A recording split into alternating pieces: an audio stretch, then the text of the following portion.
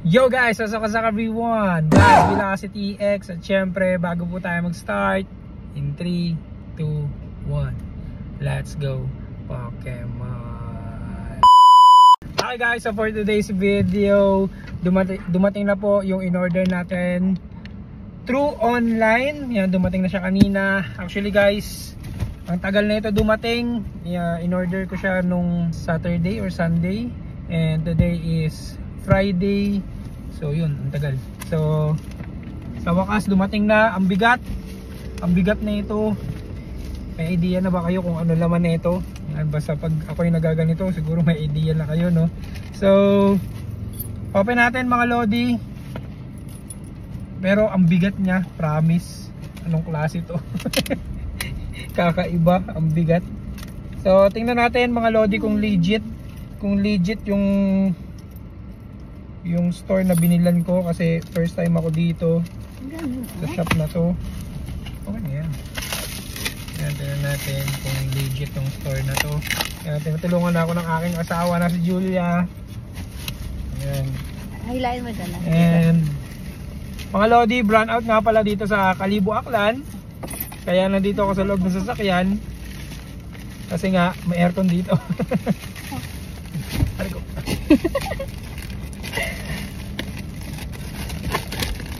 Yan, tinutulungan niya ako guys kasi isa sa kanya dito. Na-excite siya kasi yung isa dito sa kanya. Yan. Parang maganda yung pagka base sa nararamdaman ko. Mukhang safe yung pag ano nila dahil may karton sa loob para hindi yung gilid niya. Yung gilid niya may mga karton para hindi sira yung box. And then nakakarton pa rin. Okay. So yun na nga, safe yung ano nila packaging para yung box na ito sa loob na ito is secured. Yan, hindi masira for everything. Yan, tinutulungan niya ako kasi na-excite siya. Ako na nagbubukas. Ito kasi isa sa kanya dito.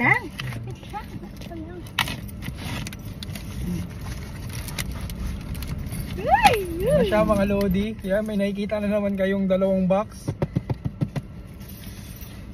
Op. Isa.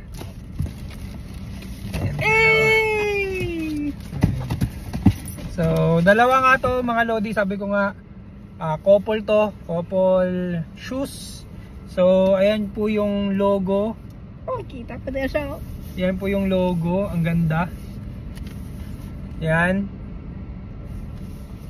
Yan. Yan. Pero yan logo to guys. Alam nyo ba? Pero parang hindi nyo po malalaman kung ano yung laman ng shoes, no? Kasi nga wala nakalagay. Hindi katulad sa iba na may sticker dito tapos may brand na kaagad ng shoes, may pangalan na kaagad ng shoes. Tinanggal. Ayan, pero tingnan natin.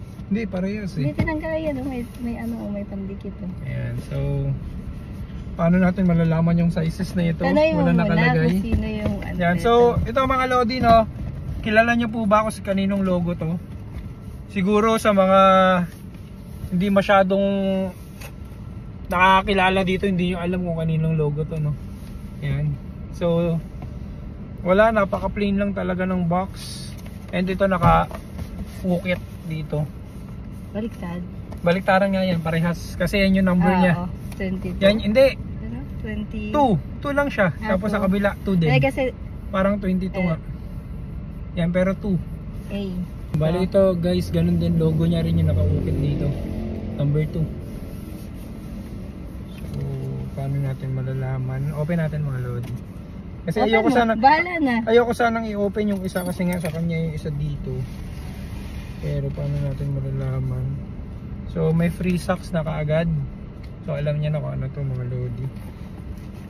Free socks. Then sa'yo? Sa akin? Paano malaman?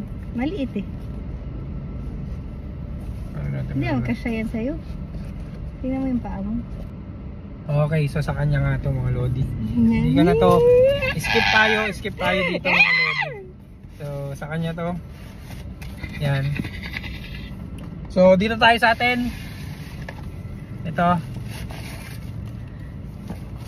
So, open natin ulit. Pakita natin ang buo sa inyo. So, legit yung yung shop na binila natin. And meron pa rin tayong free socks. And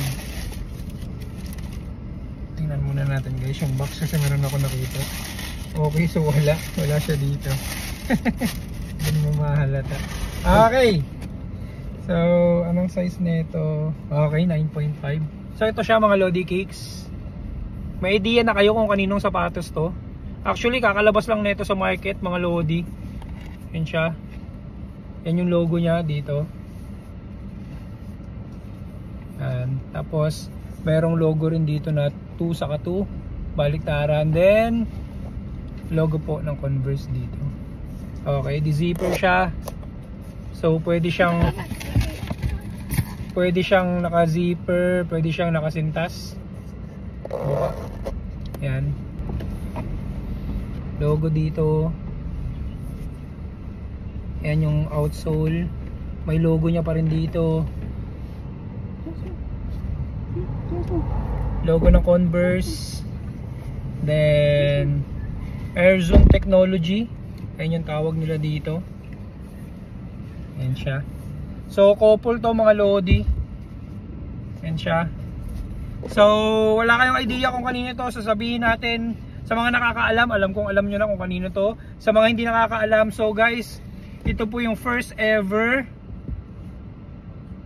sapatos po ni Shea Julius Alexander. So yun, SGA.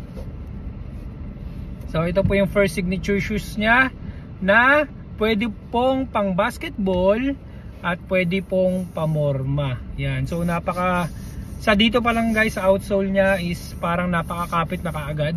And ang lambot po nandito. Yan, ang lambot din nandito niya oh.